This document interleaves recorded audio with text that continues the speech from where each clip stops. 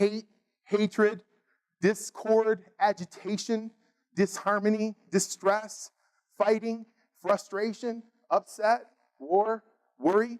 These are the opposites of peace. All of those, that big old long list of words is the opposite of peace. Now, what that tells us about language is that language is a very imprecise tool, right? It does not mean ever what we want it to. Ever.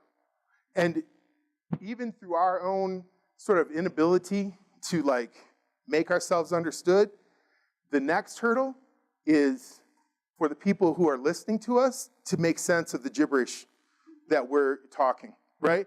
And so when we think about this and we think about what's the opposite of peace, we think about what is the purpose of a binary.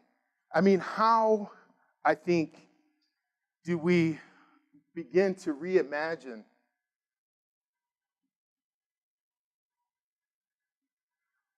peace, war? Okay, there you go. You're either at peace or you're in war. That's the world right there, right? So it's the same thing.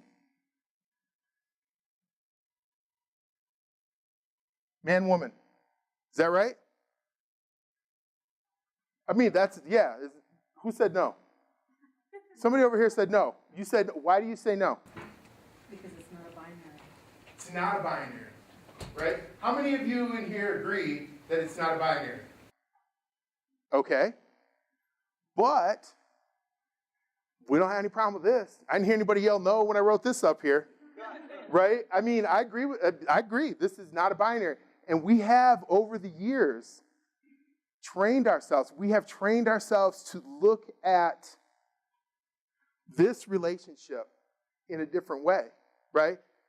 How are we training ourselves to look at this relationship in a different way? If we understand the fragility of language, right? Our own basic inability to really be able to understand what other people are saying when they say peace or they say war. But we know, we make those allowances. You have peace, you have war.